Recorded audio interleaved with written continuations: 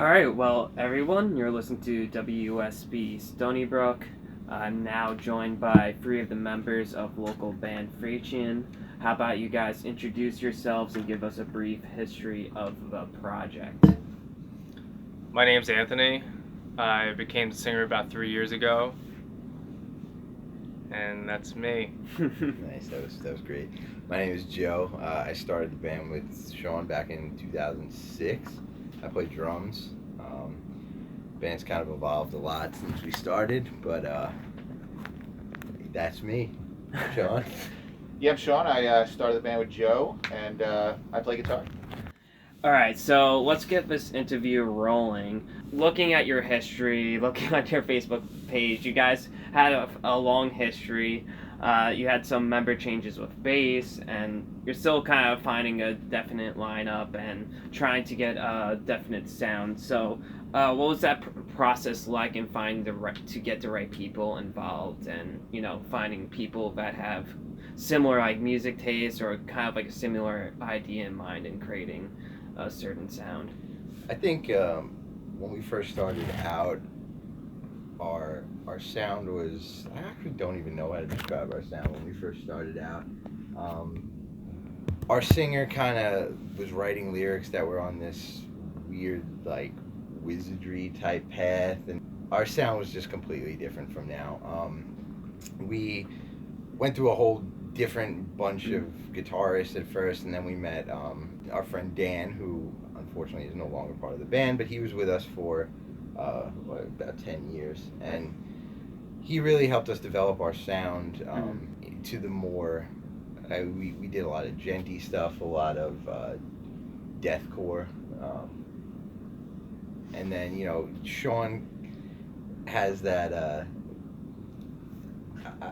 don't know how to describe your style, actually. Just a wild card. I think it's kind of I think it's constantly evolving. It is, yeah. I don't think we intentionally seek out members of the band who play or like the same styles that we do. I think that would be a bit of a disservice if we tried to hire people or get people in our group that were exactly how we wanted to sound. I think one of our strengths is that everyone in the group has different things that they listen to and enjoy. Yeah. I think that helps to create a unique sound. For what I've heard on the last two releases, it feels like you finally found kind of a sound for yourselves. Well, Yeah. especially. I would also say that our sound from Gears to Ina was very different. Gears, we were doing a lot of more off time, kind of where's the beat type of stuff, and it was a lot of fun doing that. It was actually very challenging to write that album, but we came back to a more thrashy sound, I feel like, in Ina, and that definitely transitioned over to Frames a lot, but it definitely, the three core albums that we have were a big transition in sound. And I mean, during that time, we picked Anthony up vocally, which was a huge change, but the musical lineup outside of a couple bass changes was largely the same. I think it was just an evolution of our sound. We kind of mentioned it with the new music, but you guys just released a new album called Frames, and you guys had a release show earlier in August. So, how did that show go, and how is it playing with bands like Pattern of Decay, Senseless, Resistor, and Give Up the Goods? The show, it honestly, I set super low expectations for everything, but still push as hard as possible. I was handing flyers out between me and Anthony from Resistor, another local band that was on the show. We've handed out CDs, flyers. We went to malls, basically everywhere surrounding Amityville. We basically covered all the ground that we could and just tried to promote the show as much as possible, and honestly, it blew my expectations out of the water. Just the fact that our friends and family alone, who normally don't go to shows like that, they all said they had fun, and that's what I really look for. I don't want people being worried the whole time. It's a scary metal show. We just no crowd killing. We just want as much fun as possible. At one point there was a birthday chant. Things went a little crazy, but when you're drinking all night, that's what happens. So going along with that, how was transitioning the new material and bringing that to a live setting? It seems like you guys been in kind of like the music and writing music for a long time now, so it probably wasn't too hard of a process bringing it to a live setting. No, I don't think so. I mean, for me, playing live is always, especially in these tiny little venues, as a drummer, it's always challenging because all the sound is basically going away from me, so I can't hear anything. So we've been using in-ear monitors for a while, which is kind of nice, so we can actually hear each other on stage. But I mean, our live setup is very similar to our rehearsal setup, so it's really just a change of scenery and a little bit more adrenaline. Vocally, like, I push pretty hard with my vocal performance this record, not to pat myself on the back, but it's a little tough, like, running around and making sure you're in the shape to perform live. Like, I don't want to seem like I'm out of breath. I want to try and hit every note. Sometimes you can't because of just the situation, your surroundings, and how much air is in the room, because most of the time you're just breathing in someone's hot breath. So you just have to get over that and just try to have fun. All right, so one of the guys from Senseless submitted a question. Thomas Acomando, hopefully I didn't butcher his name, but Doesn't matter. He wanted to know how many Friends beers were consumed while writing the new record. There were a few friend beers because we did.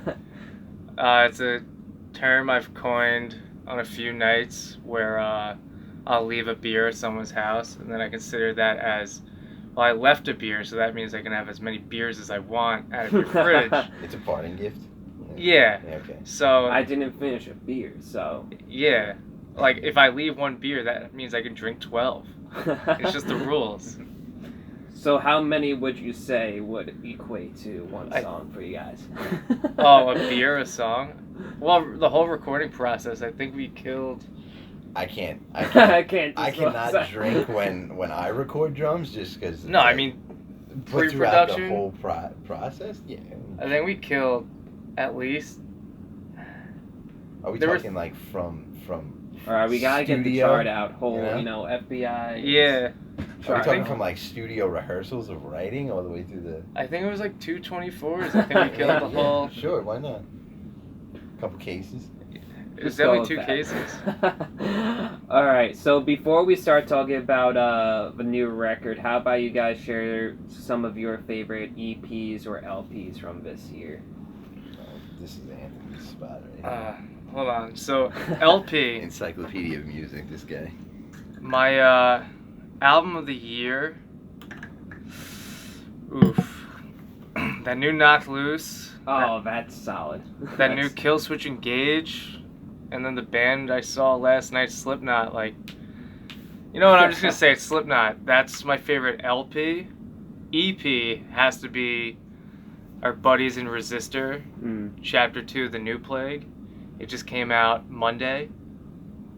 I kind of had a feeling Slipknot was going to be in your list because I can definitely tell in your vocal style you take a lot of influence from Oh, thank Corey and your Definitely. style and that kind of like creepy, kind of like non-harmonical sound. Yeah.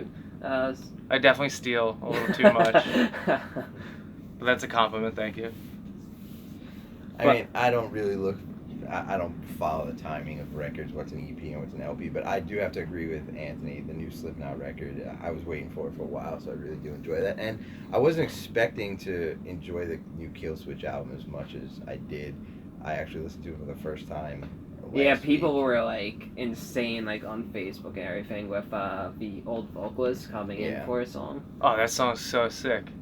That, and like the fact that they're so friendly with each other, like that's what you kind of hope for when someone leaves and comes back, and then someone else leaves and then you come back again. I don't know. For me, I tend to listen to a couple different types of things, kind of like off the beaten path a little bit. I don't always listen to stuff that I'm playing, but as far as metal goes, this London prog band Haken, their guitar player just released a solo album. His name's like Richard Henshaw, I believe. And that's a solid album. I'm really into it. Was the new Periphery this year? I don't know, actually. Yeah, I think they it was. released a couple of singles, Yeah, I think it was. so. This band Kadinja, I think it's pronounced. They just came out with an album this past year. I liked it a lot. Yeah. So I know you mentioned Knocked Loose as one of your favorite releases. What's your feeling towards how they've been blowing up? They recently went on tour with Day Remember, and they've just been mix and mashing with kind of the pop punk genre and kind of bringing metal to kind of a new audience. Trying to explain them to people who are old hardcore kids, they don't understand the arf arf. Oh yeah. Which honestly I didn't either. I saw them play at Revolution with Every Time I Die. Oh, right. And I was sitting there I get it, but I don't get it. The singer's not enough for me, but now it's weird because I was like that at first, and they continuously got better every time I listened to them. Then I saw them at Warped Tour.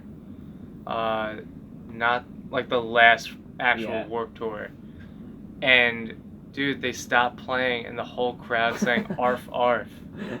And that's a they goal. Embrace the meme. Yeah, it was something different. The new album, I didn't think, kind of in the Killswitch route, I listened to a few songs and I didn't really think I was going to dig it as much as I do, but it's definitely a jam.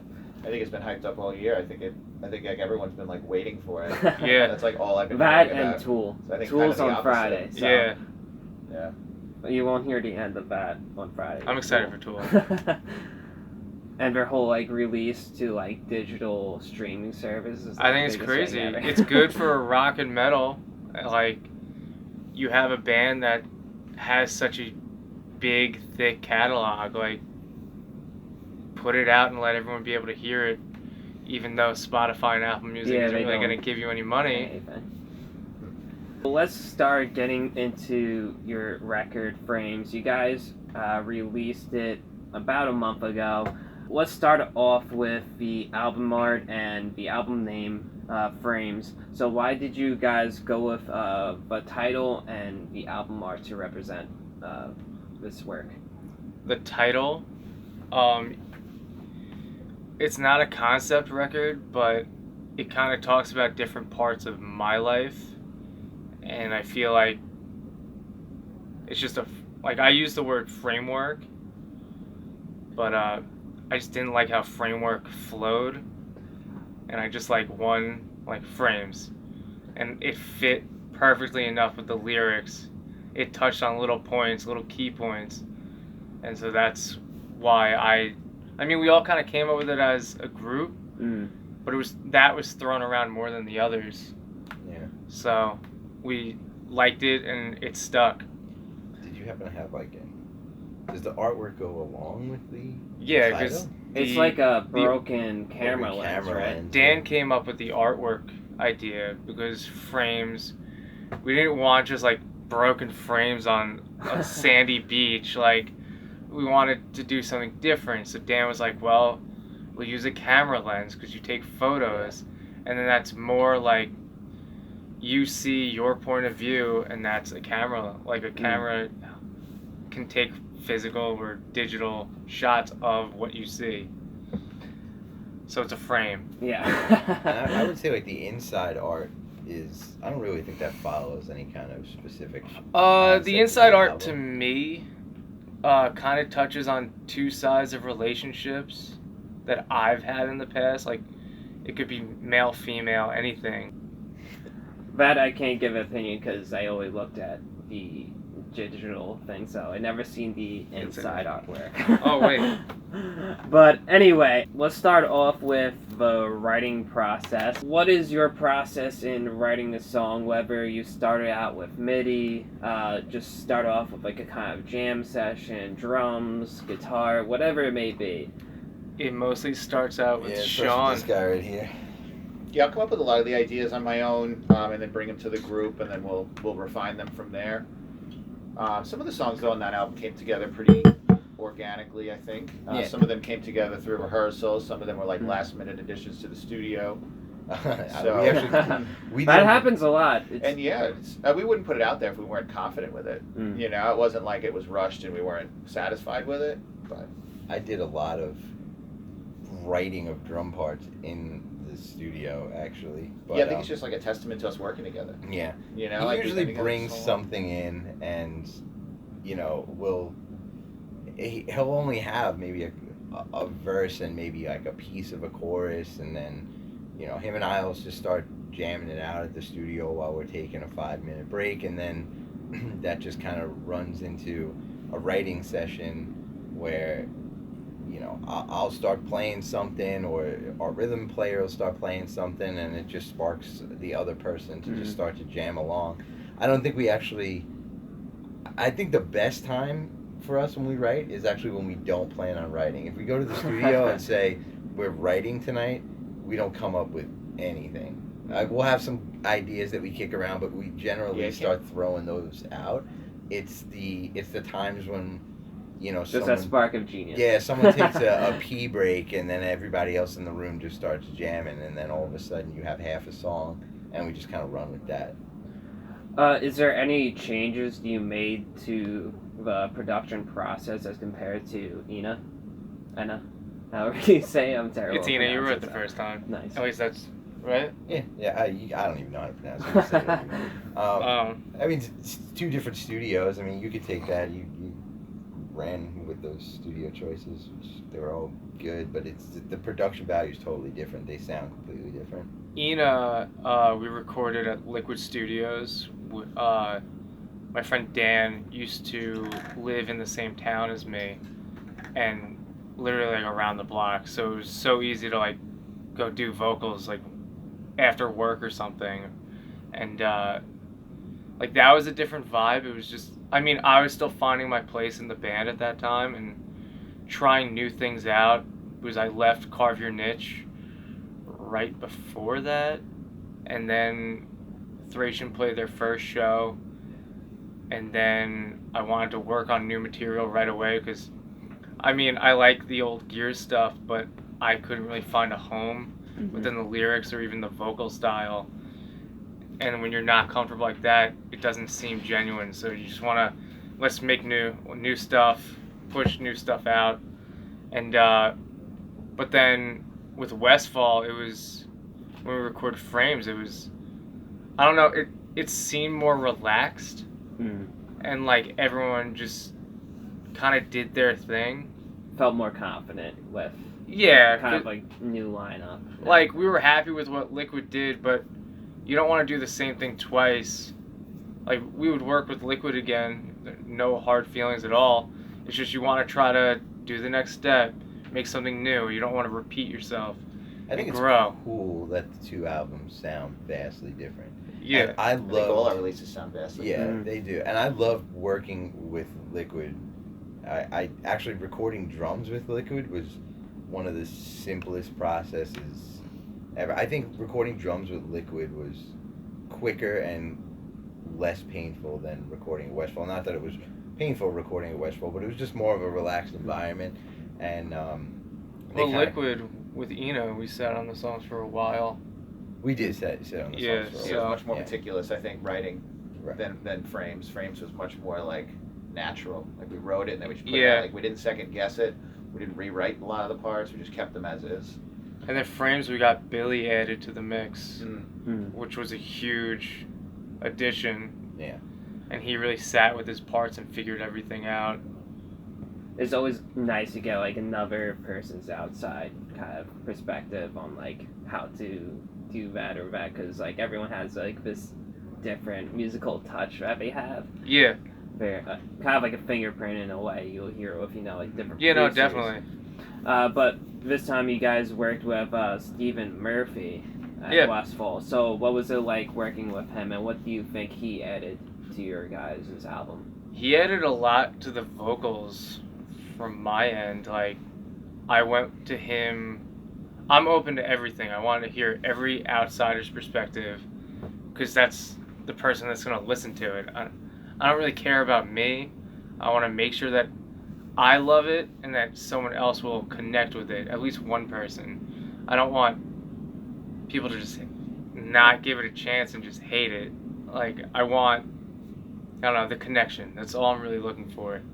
For drums, I have to say, like, he had some I came in with all my parts the way, I've been playing them for months or close to a year actually for some of those parts, and he was good at kind of taking a fresh look at it and saying, hey, I think you should play this section or this breakdown a little different because it would smooth everything out instead of making it kind of choppy and offbeat. And I don't always love when I'm told that a part that I write is not the best way to do it, so I do definitely fight it a little bit, but in the end he was right. Some of those parts, like now that it's just become muscle memory, it's more fun, and it makes the song flow a little bit better.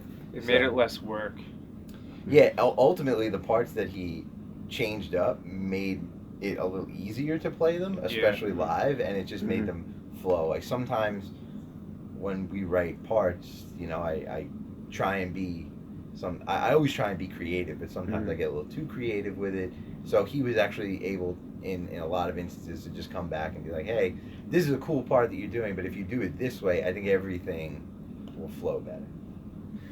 We talked about earlier some records that you liked from this year, but what were maybe some records, or it could be anything really, that maybe were some unexpected influences for this record? For this record?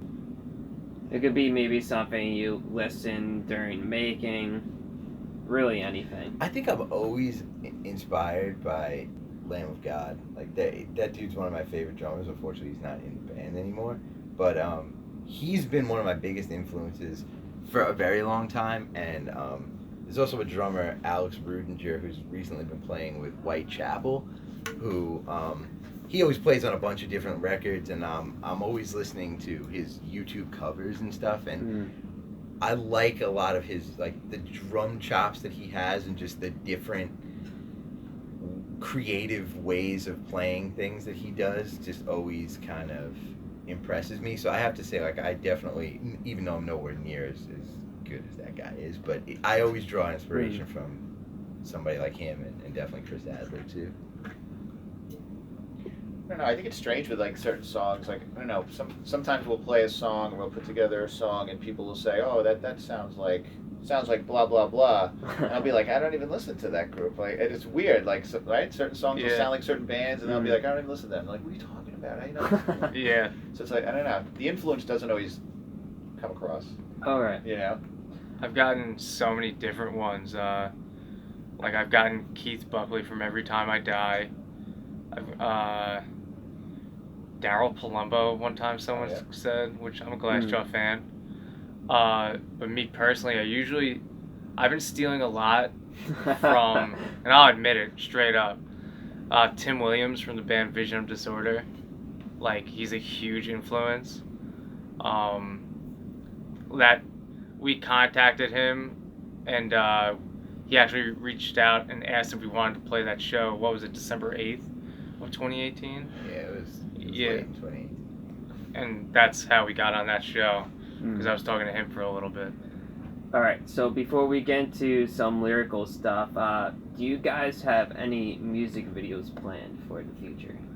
I was actually just talking to Sean from Washed Up Media. We're between two songs on deciding what video we want to do. Right now we have a really terrible iMovie live footage that I personally put together, and I wanted it to be as dirty as possible, so that's why it looks as dirty as it is. And I just really made it for fun to see if I could do it, and I just put it out. Let's start talking about lyrics. I picked out a couple from 3 songs. Try to do your best to interpolate them. If you can, just give an overview of the song. First song, Play Pretend, I picked out the lyrics, bleeding for another, false prophet, I've seen this happen time and time again. So that song, it really touches on social media has become such a big part of society now. Like, I'm not a political person really at all, but you have these fake people. And like you don't really, it's hard to determine what's real, and people will look at this person that isn't real as this like godlike prophet, like, And that's what it kind of touches on. The next song I picked lyrics from was Too Much, and I picked out Don't Let Your Imagination Fool You. It sits like broken glass. You created this mess, now try and clean it up or lay in the wake of everything. It's about admitting that you made a mistake. A lot of people will try to deny that they made the mistake. Like, hey, you're supposed to turn left over there. Like, how'd you miss that? No, I didn't. You didn't tell me to make the left. Right now, my life personally, I'm just trying to do right, be an okay person, try to be good, but sometimes it's not possible.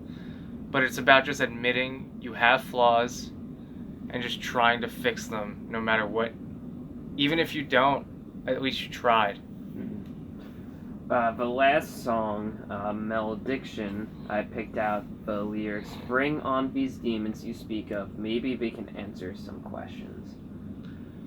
That song deals with a lot about how weird religion makes me feel. Like, there's a duality within that song. Like, okay, if there's good, there's definitely bad. And I mean, I've always been the weird kid growing up wearing all black. Black nail polish. I looked like a goth kid, basically. And they were like, oh, I was told by, like, relatives, like, oh, you shouldn't dress like that. It's welcoming bad things. Yeah. Even demons. Like, what do you worship, Satan? And, like, if that's what you think, then let me talk to Satan and get some questions answered. That's kind of what that's touching on. Yeah, that was like a whole thing, especially when metal was rising up Yeah. and people was kind of getting into that dress style, and especially in the early 2000s too. With Yeah. all of goth and emo culture. Per se. Yeah. I mean, now, even with that recent shooting now, the killer was wearing a Casey Strain hoodie. And they go straight for the metal. Yeah. Kind of like downgraded. Same thing with, like video games. It's just like a thing where people don't like finding the answer, they just like to put blame. They just point the finger. Metal's always been an easy target. Alright, well, I want to thank you guys for coming into the studio and talking about the new record and a little bit brief history about the band. How about you guys share some upcoming stuff that you are doing and where people can keep up to date? You can catch us on Saturday, October 5th over at One Eye Jack's at 380 North Wanta Avenue, Bethpage, New York. It is 21 and up. It's presented by Munoz Stock. We are playing with Divine Era, Jackpipe, and Share the Burden. Right now, that's all that we have show-wise. We're still looking for a permanent guitarist. You can reach us on Instagram, you have Thracian_official. On Twitter, it's at Thracian Metal. And then we have Thracian.bandcamp.com. Right now, we don't have the CD up. We're mostly just selling it at shows. We're trying to work that out. But yeah, you can buy t-shirts and stickers right now on there. And download the album on there. We're on pretty much every streaming platform you can get. We're on Spotify, YouTube, Apple Music. I think everything. Pandora, Napster. That's a throwback. LimeWire, dude. Get us on there. Alright, well, everyone make sure to check out Thracian on all the different platforms. I'll have all the links posted up on my Facebook page. Everyone make sure to stay tuned for the rest of the show.